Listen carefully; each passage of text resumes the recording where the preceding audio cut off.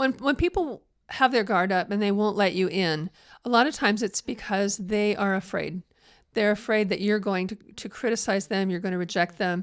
And so it feels safer to just reject everybody and to push them outside rather than to let them in and risk rejection, risk more criticism.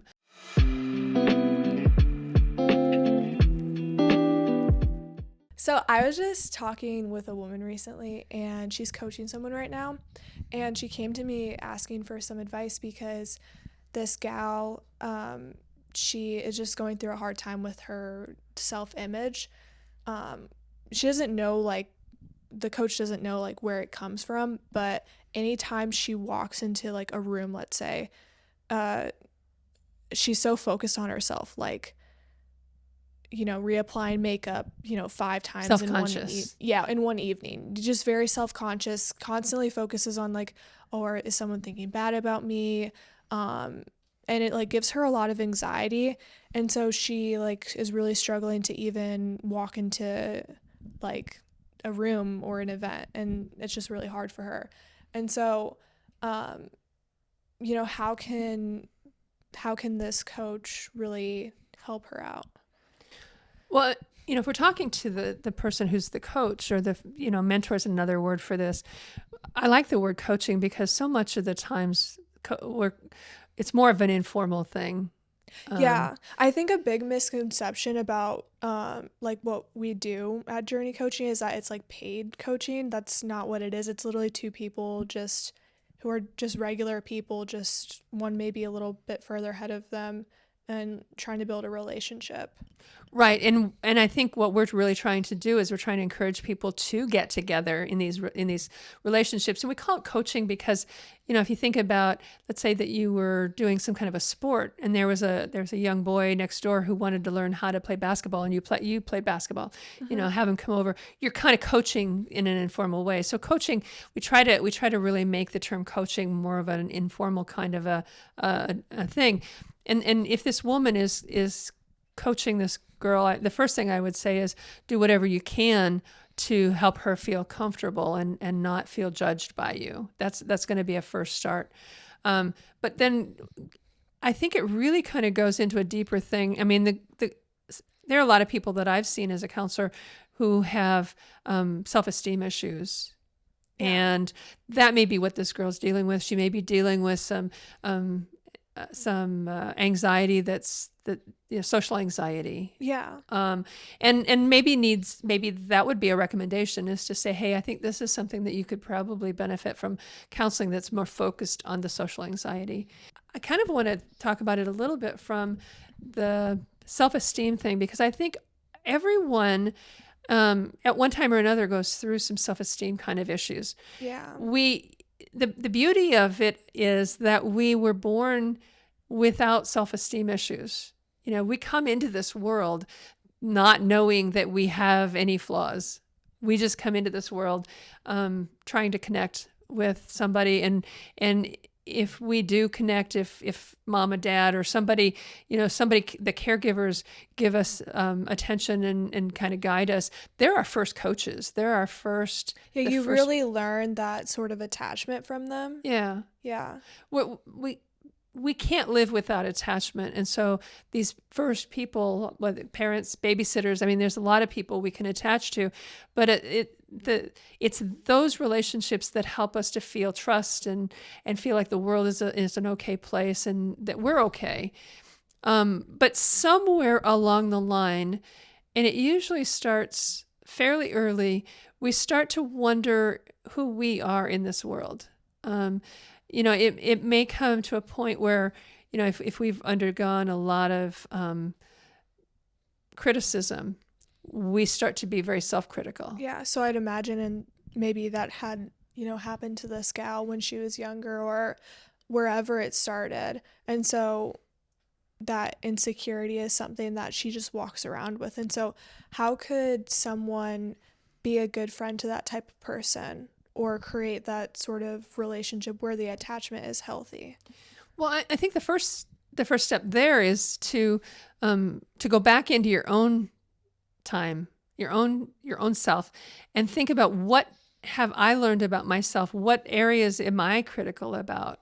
Everybody, and women particularly, I don't know that men don't do this, but I can't speak to men. I can only speak to what I've seen. And I think a lot of times men don't have the same kind of criticalness towards their image, their body image, all of those kind of things as we do. And I've just talked to too many women who have, even to the point of self-loathing. I don't like myself. I don't like my hair. I don't like my body shape. I don't, we get very, very critical.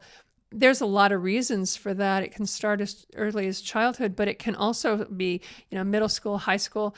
And really what we're doing is we're letting people tell us whether we're okay or not.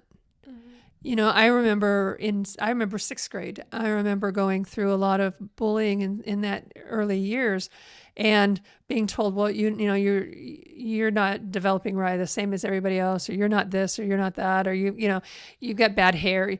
You start to look at yourself through other people's eyes. And when we do that, we have to make a decision. Am I going to accept my image through them, or am I going to try to find, who am I really? And I think a lot of self-esteem issues are coming from a place where we are listening to other people more than we're listening to ourselves. Mm-hmm. And more than sometimes it's easier or we'll accept more the negative comments than we do the positive ones.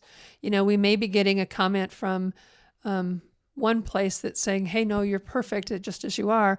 And then from other people, we're getting, well, you need to be taller, shorter, this, that, there's all kinds of things that people can tell us. Yeah. Yeah. For someone who, because it seems like in this relationship, going off of what you said, some people they can't take in the positive attributes or those positive comments.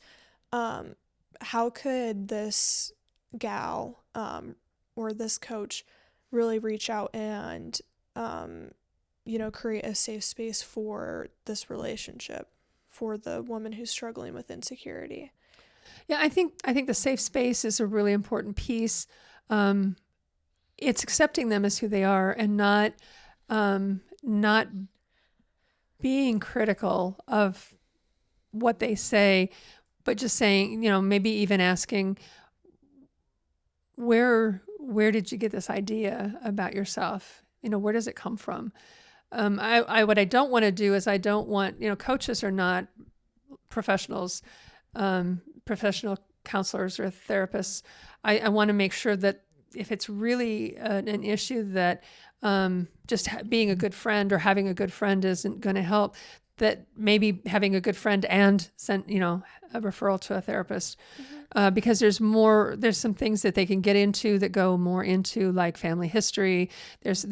When you go to a therapist, you get a thorough assessment of your attachment history, your family history, all of those kind of things. And that's where when I talk with somebody who comes in, it's like, okay, well, let's talk about when you first started feeling this way about yourself. Mm-hmm. What's going on?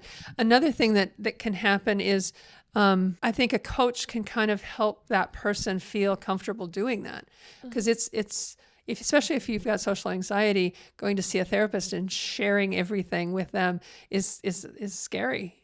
And so the coach can say, hey, I've done this. I've gone to counseling. I've gone to somebody. They helped me understand myself better. They've, so some of those kind of things.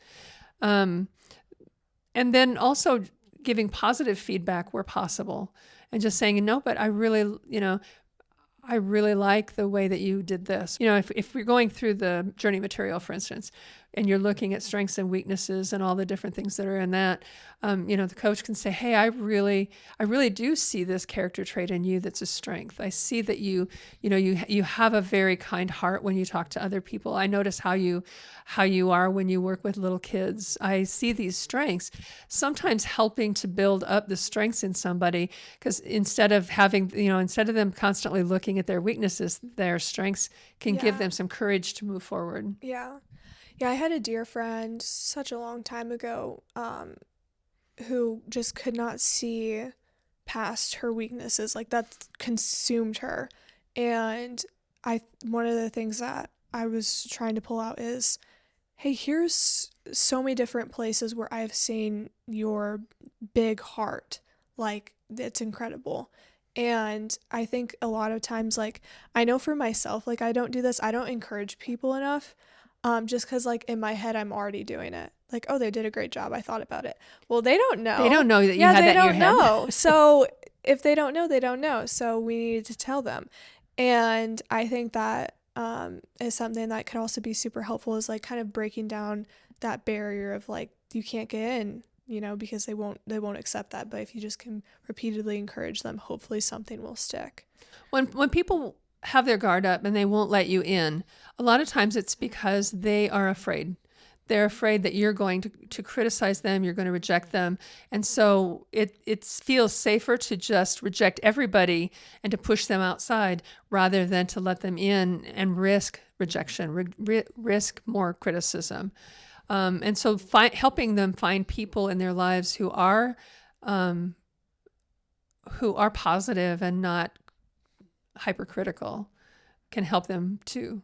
Yeah, absolutely. One of the things I think I'd like to kind of point out too, especially, it's important if you're somebody who is open to mentoring or coaching somebody else, especially if you're a woman wanting to work with somebody who's younger or who's needing, doesn't have a lot of people in their life.